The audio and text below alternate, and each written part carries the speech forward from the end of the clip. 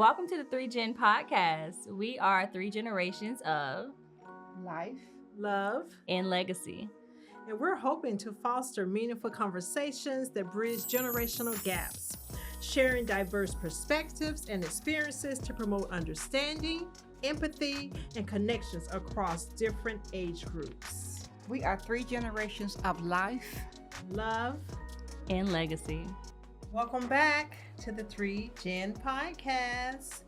I'm Pearl, I'm Raymond. I'm Miss L. and we are the 3Gen 3Gen podcast. Thank you all for joining us. We appreciate your support immensely. Please continue to like, share, and subscribe. So let's do a check-in, ladies. How are you today? I'm well. Good. Raven, how's your day been? It's been pretty good. Good. What are your You? roses and thorns today? Your ups and downs? What? Tell me a little bit about your day. Everybody's just saying good. What does good mean? What is that? I had no thorns for today. It's just been a peaceful day, just working, but I can't say that anything went wrong, so no thorns, just How about you, Ms. L? Well, I've had a very productive day. And, How so? well, I went to the gym and I've had quite a bit of friends communicating with me about this, that, and the other. And the weather has been phenomenal today. It has been a beautiful day. it's I been a agree. nice day. Has been a beautiful day. Okay, well, let's get into it. Hot topics. Who has some hot topic today? Oh, I have so many, but we'll keep it down. We just need one. Just one. Okay. Blue Origin launched an all-female celebrity crew this week. I was so excited about that. Katy Perry, Gail King, Laura Sanchez, and Akeisha Bowings, and Amanda Nugent. All females. That was written. Now, I'm a little shocked that they didn't stay up long enough to get out and walk and everything, But maybe I can do that too. What do you think? We're gonna keep it on the ground. They were gone very briefly. I agree Yes. with that. It's like 11 minutes. Yeah. Yeah. And Gail kissed the ground when she got back. It I know was- she was happy. She Yeah. looked scared getting Yeah. on there. Yeah, She she was- looked terrified. Yeah. Yeah, that's a trip I don't have to take. I'm good with space. Do you all believe that they went to space? I Ah, don't believe it. But You don't believe it? Why? Because it's too fast? No, It's a rocket. I just don't believe it. It looked like just AI. It just didn't look real to me. I just don't believe it. I don't believe that we ever went to space though. I don't believe that no one walked on the moon, anything. Ah. But and then as far as this trip, I don't know. I just feel like it wasn't needed. It kind of wasted money. But it's their money. Why It is is it their wasted? money, but I just What was feel the like purpose of the trip? They was just going to be adventurous. It wasn't Yeah, because it it was no wasn't purpose, no discovery research or person. research or anything so like it's that. just like Well, no one said anything about that, but normally Katy Perry did said that research is always one of the main purposes of going and collecting data. So I'm sure somewhere on there they did do something, whether it was around the rocket ship or inside or something. But I mean, they had an astronaut aboard. They had a science person and well, little entertainment, and then they had two news people. So but I think I read a lot of the comments, and people are saying it's a waste of money, but it's not. It's your money. You do what you want with it. So they all had to pay a fee to go. They didn't or- say, like but they it said was like it's a $200K a ticket. Yeah. And it is their money. I mean, it didn't come out of taxpayers' dollars. A lot of people are concerned about that. It was a private venture. But I don't know. I just think it's a bit tone deaf. We have so much going on right now. Inflation is increased. Poverty is on the rise. And I just feel, although it is your money, it's kind of tone deaf to expect people to care about something so just because you're going in the air to float around for a little while. I don't know. for 10, 15 minutes and come Yeah, back. like you don't think that could have been used in a greater purpose, but again, it's their money. I just feel like, and then to get upset because people don't care about it. I saw a lot of interviews where they were like, it's my money. You should care about it. Then it's all females, and then that people got real stuff going Historic, on. huh? Yeah, I that's- thought it was historic, and I just wish they could have stayed a little longer, but I think, had been me, They was counting the time. Seemed Yeah. like to me it was there then. And to each his own. Each his own. To each his own. Each his own. But it's something you can look forward to, if you have the money. No, I would never spend mine like that. A spaces doesn't interest me. Whether it was free or I had to pay to go, I'm not interested in going to space. Okay. Yeah. It's a Yeah. trip I don't have to take, and I love to travel. I And you're love an trips. adventurer. I am, but it's just I feel like that's a waste. There's nothing to come out of it, Oh, wow. Okay. Yeah, I'm good on that one. and I just don't believe that they doing it for real. To me, I think they playing in our face, but again, Okay. that's a conspiracy theory, so we won't have to get into that. But I just don't even believe that they're going anywhere. Okay. Well, let's get into today's subject. Today we want to talk about grief, guilt, and forgiveness. Grief, guilt, and forgiveness. And I really would like to take it from the perspective of all three generations, kind of how we've been taught to grieve, how we've learned to grieve, who determines how you grieve and how long you grieve, and are some people grieving out of guilt and just old baggage and things like that? Or so let's get into it. What is grief? When we think of grief, how have you all been taught to grieve, or what is your grieving process? Well, I don't think you can be taught to grieve. I mean, grief is something that you carry in your heart. It's something heavy on your mind. Uh, it's something that's always there. Different things remind you of it, can trigger it. And I don't think there's a time period for it. And grief can be emotional. It can be damaging. I think over a year or something, I think you really need to seek help then. Oh, that's surprising coming from you. No, just because most older people grieve in silence, maybe, and they don't necessarily like to talk about it, or they're not going to go and seek assistance for grieving. So even as I was kind of doing a little bit of research on this subject, and they broke it down by generations, it's like they said the older generations were just taught to be strong, was taught to not to dwell in it, not to wallow in it, and just kind of acknowledge it, go through the process, but also know how to move on. Whereas my generation, they said that it was kind of, we get through our grief by trying to stay busy, working and just kind of moving, busybody. And for us, the younger generation, when I was doing my research, they said they're the more generations is more in touch with their feelings and prone to get professional help or want to deal with the trauma of it kind of right then and there. Whereas we kind of, so what do you all think about those research definitions of, whereas like I said, older people just kind of, I think it's accurate. I do. Granny, I know you saying that you can't be taught how to grieve, and I do believe that everyone grieves differently, but you kind of pick up on how to maneuver through certain things from how you were taught.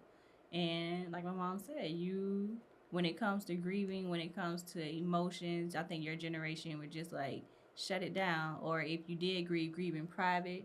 You don't have to let someone see you cry. You don't have to let someone see you break down. Do it on your own. And I think that kind of translates into how the next generation does it and into how the generation after that does it, because that's what we were taught to do. And I think that it's harder to grieve on your own, actually. So it's not a very helpful process. Interesting from both of you. You don't feel like you grieve that way? Like I said, I don't think one can be taught exactly how to grieve. You can't. I'm You saying can't. how you do it, not how you were taught. Well, but how as you for feel. me, I think it depends on who you're grieving for and the circumstances. And sometimes you have that guilt grief. Sometimes there's that relationship grieving.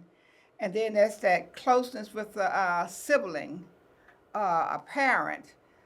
There's so many different kinds of griefs, and I just don't think that you just don't know how it's going to hit you until it happens, actually. Well, I mean, I agree with that. I think though, you still handle it in the same way. You don't know how it's gonna hit you, but you still handle it in the same way. And I mean, not to, we can move on, but not to just gang up on you. I've seen you grieve your parent. I've seen you grieve a sibling, and I've seen you grieve friends, and it's all been kind of in the same structure. And I know that they all impacted you in different ways, but as far as like your process of getting through it, it's kind of been the same. How do you Well, think she grieves? What do you feel like? Privately, like she doesn't want to see you, like let you see her cry. I was even talking to my mom about this a couple weeks ago because a couple weeks ago you lost a dear friend, and I was like, I don't really know how to comfort Granny because I don't know, like, I know you're not a big toucher, so I don't know to give you like, I don't know whether to give you hugs if you want to be hugged or if you want to just be left alone in this time. I know you're not a big like let's just sit on the couch and cry about it. You're not big on that either, so it's like I don't know. You kind of just want to be left alone. I'm like a delayed person at that particular moment. It doesn't affects me as much, but later on, it does. And especially if I relate to you on a day to day, and anytime you lose something or somebody, it's devastation. Mm-hmm. But I'm not a person that wallows in it. I'm gonna take a breath. I'm going to move around, exercise, and I'm going to talk to people. I didn't stop talking. And I'm going to eat and I'm going to drink fluid because most of the time when people are grieving, they forget to eat or they don't want to eat. That's not me. And you need to drink a lot of fluid and you need to set your mind on something else, to help you get over this. And not saying that I get over because there just sometimes you just won't, but I'm just not one to just wallow in it. Do you think that you can grieve more than people? Yes. Yeah, What are some of the other things that you all have experienced grieving? I grieved myself. Explain Talk about that. that. Just the life I thought that I would have, just who I thought I would become. To due to certain circumstances, it didn't happen. It was out of my control, but I had to grieve that. Like, you have certain visions for yourself or certain outcomes that you feel should be your outcome, and just life takes a toll. And in that process, you're wondering why you sad about it. You're wondering why you're going through a state of depression. It's because you're not acknowledging that okay, this is what you thought it was gonna be, but this is what it is. Grieve that and let's move forward. So I've had to do that on my own life. That's interesting. So, do you think grieving is a part of depression, or are they two different things? I think that it could be a form of depression. You could be sad about either losing something that you thought that you would have, or just sad about never obtaining something, and that can send you into a depressive state. Yes. Wow, interesting. Um, I'm just thinking, if I guess if you lost a sibling and then you lost uh, a husband, um, would you grieve the same or would you grieve differently? I've seen people really get, knocked out about pets. Um, I don't feel like the title necessarily matters. It's the relationship that you have. A lot It's of the people, relationship, and I'm sorry, yeah, and it's where you are, too. I think matters. I've noticed that some people don't get over uh, death. They don't grieve it like some people. Like that's all they want to talk about. yeah, Yes. and And maybe that's the And guilt component. yeah, it could be. And that person, I really don't. I don't want to be around them, because I think 2 or 3 years and you still moping over the same thing, well, we just said that there's no time there's no time, but I'm, on I'm grief. not going to engage it. And I'll talk about it, and but this all day conversation and everything, triggerless, then that's depressing to me. I think it can be. I think you gotta kind of meet people where they are, and like you said, if you Right. don't want to engage in it, that's fine. Like separate yourself from it. It's certain times people are grieving things that I couldn't even imagine. Like I have a very close friend who lost her mom, and this has been years, but every time I talk to her, we end up in the conversation or she brings up her mom. She's grieving. I can't tell her that it's time to move on. I can't tell her it's been almost 5 years or so and so because I've never even lost. I can't imagine. So I don't know how Yeah, long that would take me to get that's over. Right. yeah, You know, I don't yeah. know how I would. I'd probably be a And mess. everything reminds you of it, especially when you Yeah. did everything with this So person. I can. So I every just. holiday, every birthday, every Mother's Yeah. Day, everything I reminds can't you. tell her not to, remember her mama, honor her mama, No, you anything like, can't. and And she's young. and it's just sad. It, I don't it's Yeah. think. sad. It is. But I mean, I don't know. I just don't think it should be a time frame on it. I do get that it can be a bit like, okay, every time something arises that is depressing, you have to bring that up. But at the same time, I think just learning how to be there now, you have to learn a new relationship with them. I've grown up with this particular person my whole life, but I've grown up with them with their mom in their life. Now I need to learn how to be a friend with them without their mom in their life.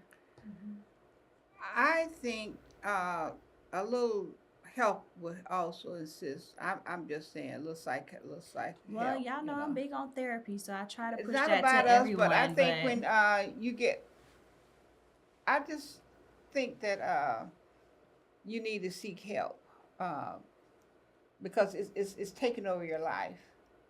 Yeah, so people grieve and I should be entitled to grieve, whatever it takes for them to get through. I do feel that even the ones that you are grieving want you to live on and want you to have a productive life. So I think if it gets to that point that you can't get past it, everybody needs someone to talk to, whether it's professionally or friendly, but everyone needs an outlet. Everyone needs to be able to express that. And I think that it goes also to some people, and I'm moving away from you and your friend Raven, but some people have a hard time getting past it because they have a lot of shoulda, woulda, couldas. Some guilt associated with some of the things that they've lost, whether that's relationships, whether that's people, whether that's jobs. And some things they feel like they could have done different, should have done different. Some regrets, maybe some resentment. So I think a lot of times people can't move forward too because there's just an underlying reason or some underlying guilt that they're carrying around. And that brings us to the next part where we said grief, guilt, and forgiveness. Because what role does guilt play in your grieving? What role does you have a close friend that you've been friends with for years, but you kind of lost contact and that person passes and you realize that there's no reason that you haven't communicated with this person in this many years?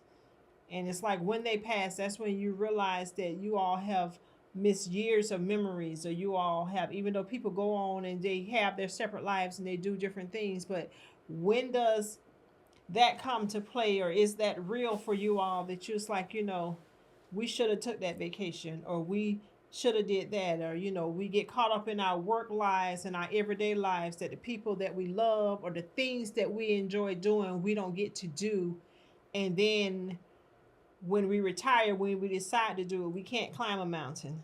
When we decide to do it, we can't, travel to the extent or do the things that we've always dreamed or wanted to do. Like you said, and everything is not grieving a person. Some things is a process. Some things is you know. I don't really feel guilt when it comes to someone's passing or grieving of something in particular if I know that um the effort was put in, or if I know that, like what you just stated, okay, if I haven't spoken to someone in years and like they haven't crossed my mind in any way, like just truthfully, they haven't crossed my mind in any way, I wouldn't feel guilt in a situation. Like I would be sad, but I wouldn't feel guilt. Although it is some time that we probably could have spent together, but I know I didn't make that effort to do it. They didn't make the effort to do it.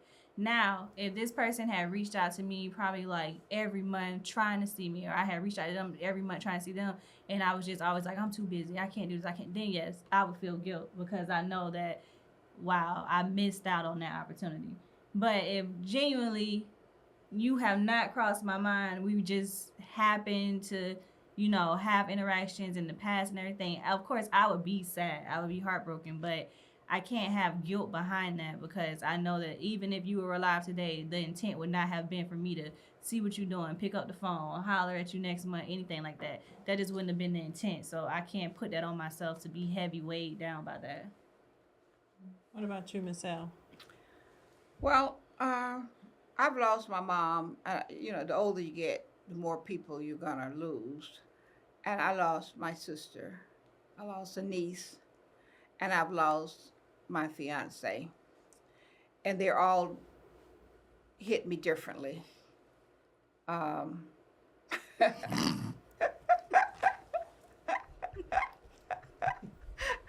don't know why Raven just look at me like this, but my sister, I really miss.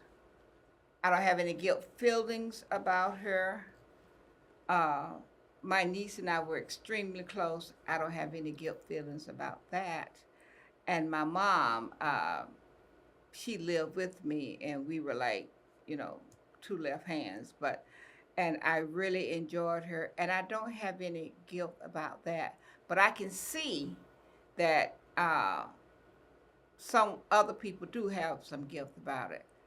And it's like every chance they get, they want to talk about it.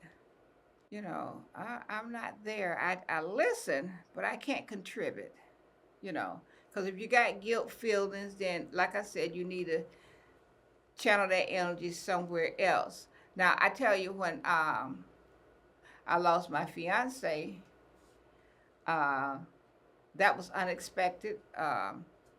Waiting for him to come to town because we had an engagement to attend, and I'm thinking it's football season, and I'm thinking, why haven't I heard from him? Because normally every Sunday, he and my mom are talking about the game. Didn't hear from him this particular Sunday, and you're supposed to be here Friday. Didn't hear from him. Finally, Friday morning, I says, I'm not gonna call. He knows the deal. Then something says, maybe you should call.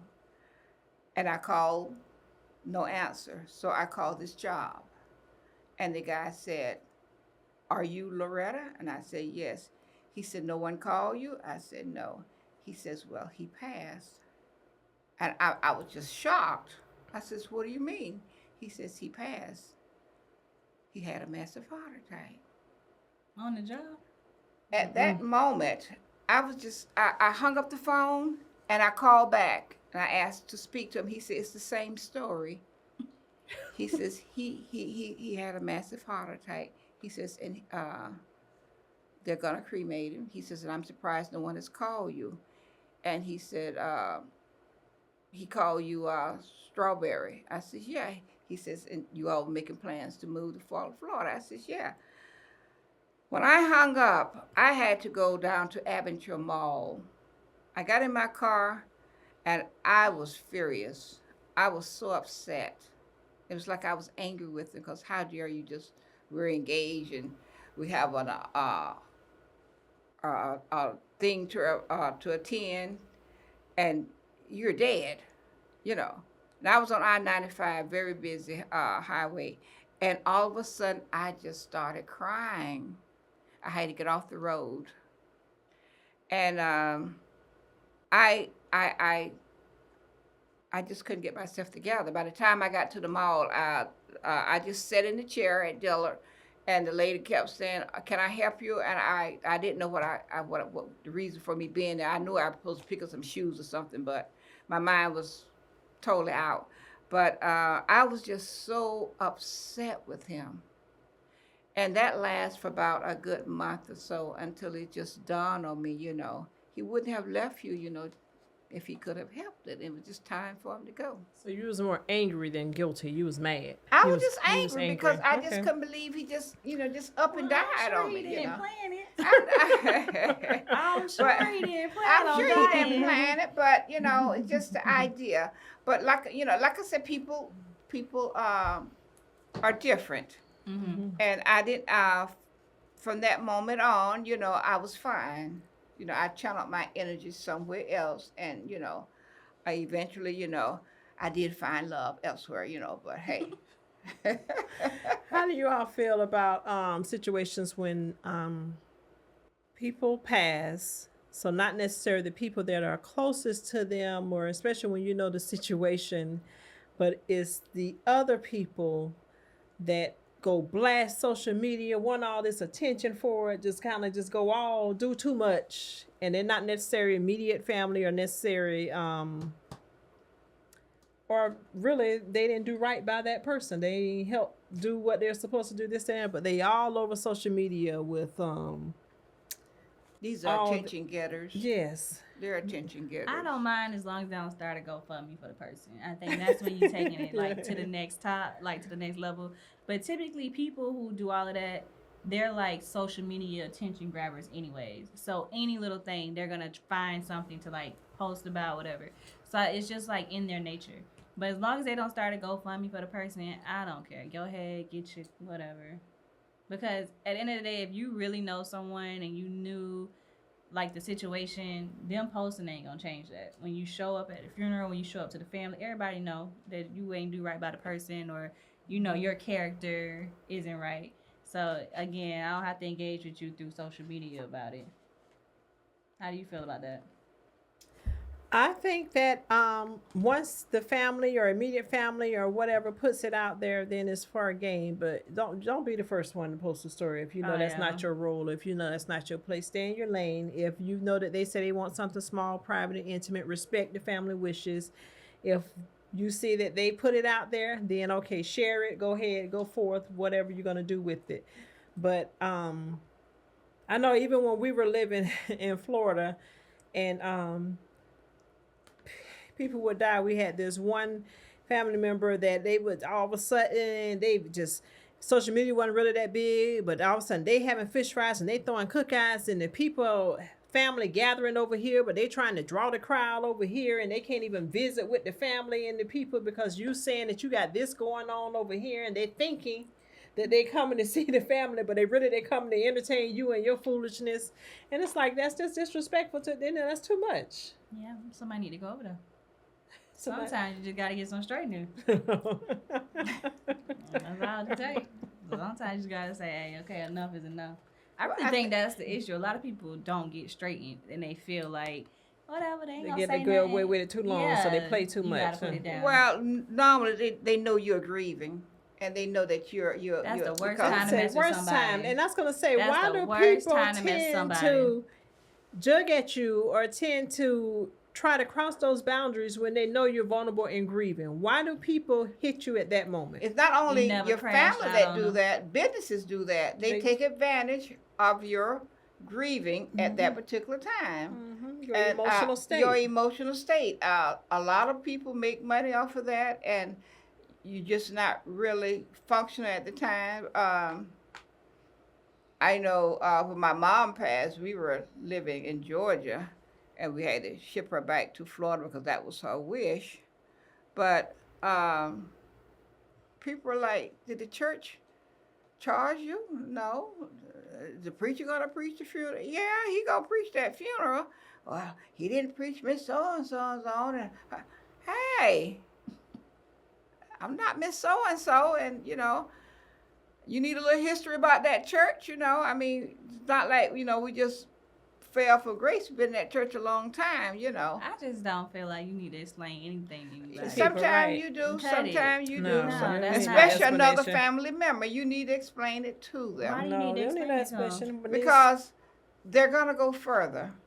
Let them deep dive. No. Why you gotta No. come? I'm grieving, like you just said, your mother passed. I'm grieving my mom. Why? I'm not on 60 Minutes. This ain't no interview. If I say I'm shipping her there, don't ask me how much it costs. Don't ask me, well, why they ain't do especially this, if or you why they contributed nothing. Thank you. I ain't Yeah, explain nothing to you unless you saying, oh, well, let me put something down. How much is this? I'll pay for this. If you ain't paying for nothing, don't ask me no questions. I said she gonna be there. Y'all hear this, don't you? You hear, right? I said she gonna be there. This the time you can come. Here go the viewing and the funerals this time. Don't ask me no questions. XYZ. Wow. And that's really how it should be. I agree with that part. That's now. It really should how it be will there, be. but you're just not in that frame of mind at the time, Yeah. Especially if they're close family people, If they were close, they wouldn't be asking you that. Especially Well, in a everybody's time not like out that. for the good. That's what I'm saying. And it's just strange when people pass, the worst come out. Yeah. It does. It does. And it's unfortunate. Funerals bring family together, but the aftermath tears families apart. Yeah, And definitely. it's so sad that that happens all the Definitely. time. I Definitely. And just feel like if you get torn apart by a funeral, you were never close. And that's just my feelings towards it. You've always either had some unhidden bias towards me or some uncovered feelings or something, because for some a time where we're supposed to be coming closer together, you're supposed to be who I'm supposed to be able to lean on, depend on. This is the time where no matter what, even if we do have some disagreements, it's just like, okay, let's figure that out later. This is the time we need to stand together. If something as small as what, you can't have your way with this, oh, I said I wanted this to eat, oh, that's gonna take us out. We was never you'll be close. surprised. You would be You surprised, would be and surprised. It's unfortunate, but it's true. it's You would be true. surprised. Mhm. But okay, so we talked a little bit about grief. We've talked a little bit about guilt. Let's talk a little bit about forgiveness. How you forge a path forward. How do you forgive yourself if there's some forgiveness that needs to be done there? How do you forgive the deceased? How do you forgive the situation? How do you forgive the job? How do you forgive your loved ones? Just how do you forgive yourself and others and move forward? How does that look for you? And how does it vary by generations for us? What we feel. Well, when you forgive, particularly if you're forgiving a person, it's more or less for you, so that you can move on, so that you have a clear conscience. And if a person come to you and ask for forgiveness, that needs to be considered also, especially if they're genuinely, sincere about it. Forgiving has was once upon a time a hard thing for me, but now it's not. I've grown, and glad that I have, because forgiveness is something also that reminds you every day, every time you see this, every time it reminds you, and it's just something that shouldn't be a part of your life. Forgive, and if you can forget it, let it go. And if you can forgive and you can't forget, then that may be a little something else. But forgiveness is actually for yourself. Why you think it was so hard for you? And when I looked up this forgiveness thing too, and you hit it on the head. For your generation, they said that you all hold grudges a little longer because they're really deep rooted for you. And as you all age, then eventually you will start to forgive. So why do you feel that that's so hard for you? And you had, Why it was hard for mm-hmm. me, because I grew spiritually. That was why. I couldn't profess that I'm reading the word, I'm in the word, I'm about the word, and walking around with all this hatred, because that's basically what it is, hatred. And I Okay. don't. I just decided, and I decided this with a person in church. I'm not gonna allow someone to send me to hell. It's just not worth it. Okay. So what about the people who've already passed? You didn't have a chance to forgive them or like work it out with them. Do Like you who? I have don't guilt have with? any of those. Oh, okay. Everybody, that I had beef with, I have beef with. They're alive, but Have you but made up with them? Everybody? when you say made up, what do you mean? I have forgiven them. Now, Uh, do I fool with them? No, I don't have to, but I have forgiven them. I mm-hmm. don't have no ill feelings toward them. Mm-hmm. But now, if the situation arrives, I'm gonna be like Peter. I'm gonna have to cut the ill. But other than that, I have no ill feelings. Yes, I have forgiven them. I have no ill feelings toward them. Okay. What about you? I was. I I think I'm a forgiving person. It's hard for me when I forgive you to still kind of, in certain situations, deal with you the same. Every relationship is never the same to me. Again, I can forgive you and I can move on. I can be cordial, but now I see the situation for what it is. I do. I think that I have had some situations, even with some people that are deceased, that I had to show myself some grace. Say that I had some shoulda, coulda, wouldas, but it had to kind of talk through that process between me and God, and my capacity to help said person and my lack of capacity to help said person. So forgiveness for me is a work in progress sometimes. I think I'm a forgiving person, but when a person takes me to a certain place, is I can't come back from it. So I can forgive you and be cordial to you, but you never have that place with me again. How about yourself?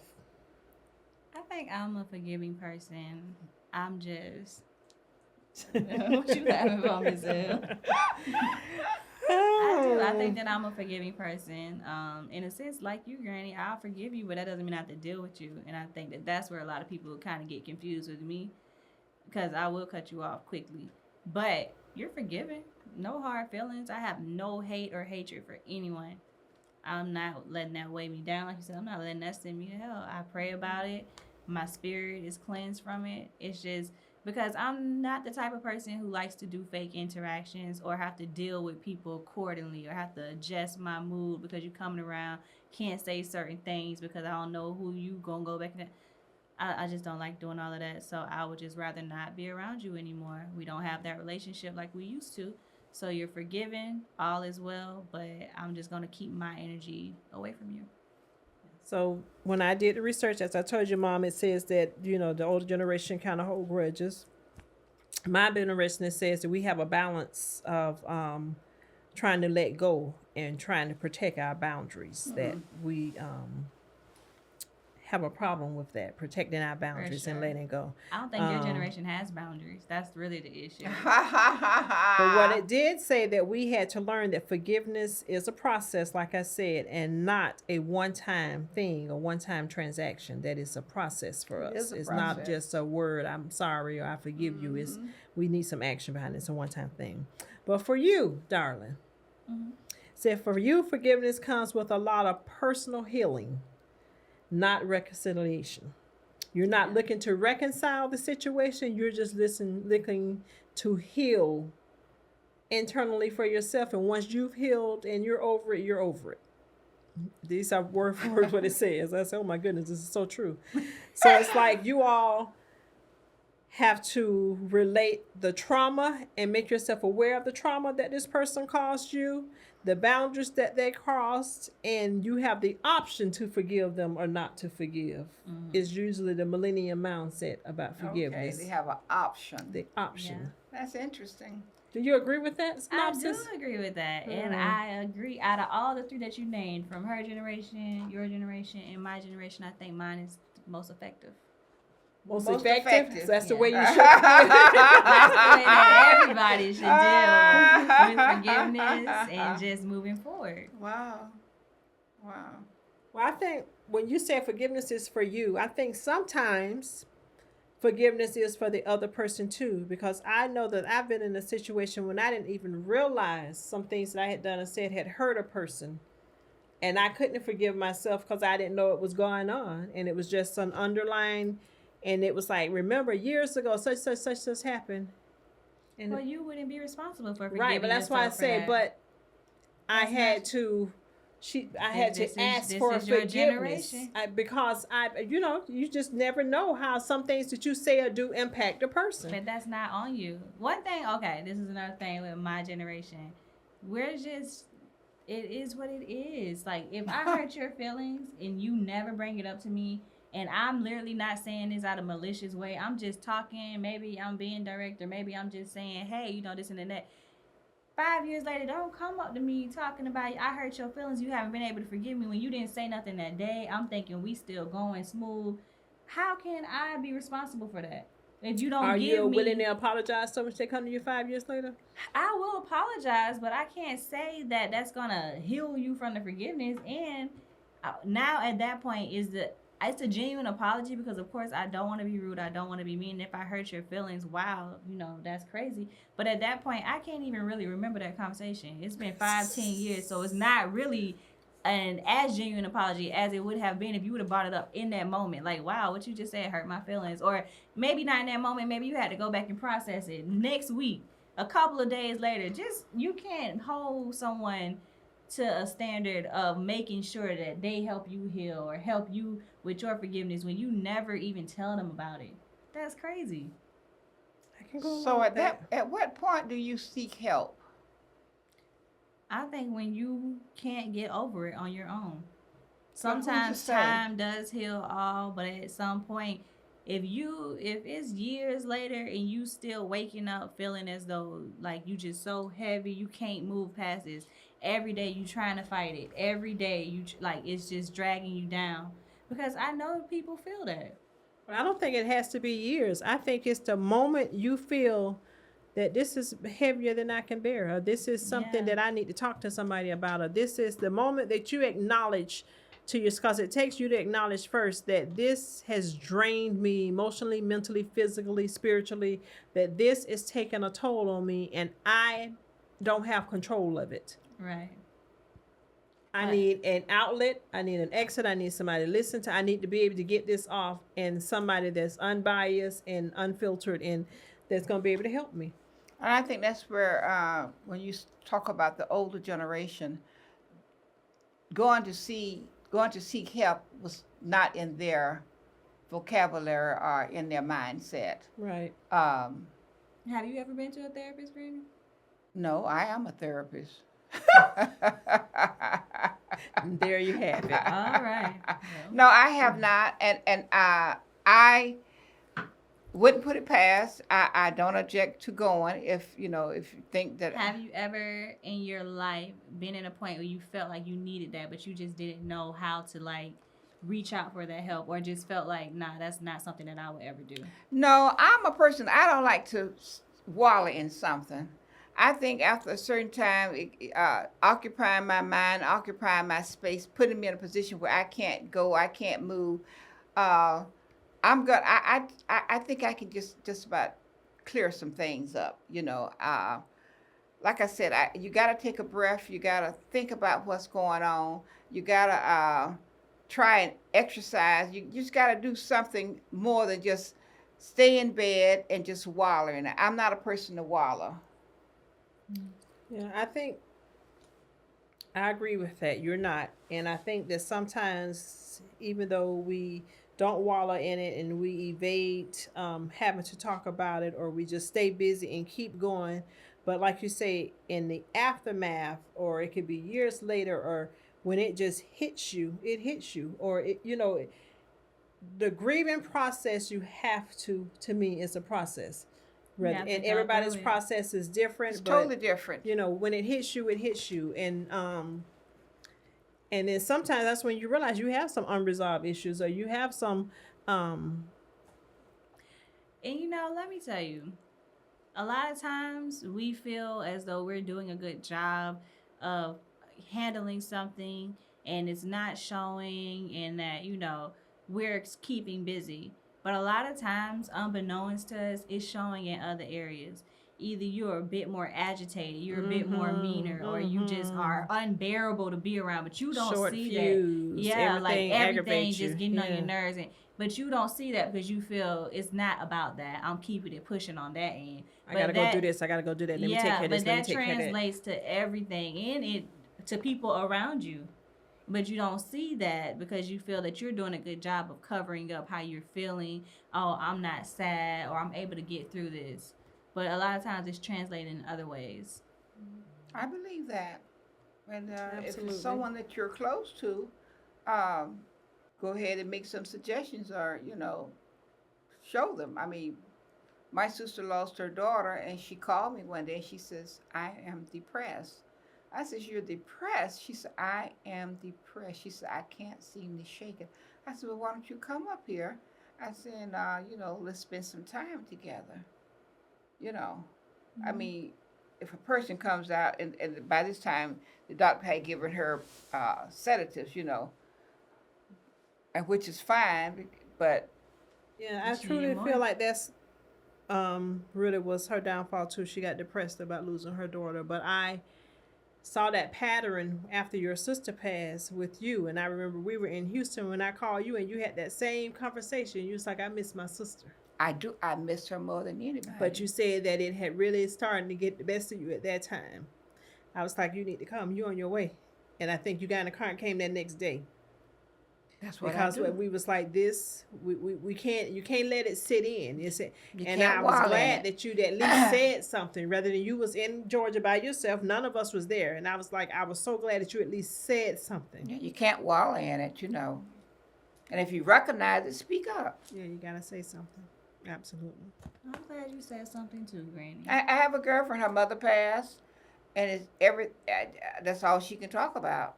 And I said to her one day, do you realize that you're keeping your mother's spirit around? She can't go die and go do what she has to do, get with the good Lord and everything. She says, I never thought about it like that. I said, there's a process, and you're holding her up. You need to try to release her and let it go. Tissue. Yeah, some good. Fruit. You know what? Well, yes. That's a private joke, y'all. That's a private joke. Private Laughter joke. is good for Right. the soul. Grief is real. Yeah. I guess I'm a little emotional because I recently this week lost a very close friend of mine, just an old friend really, and when you lose someone, I think it makes you reflect also on everyone else that you've lost that's been close to you, and it makes you reflect on your blessings and how good God is, but also where you are in life.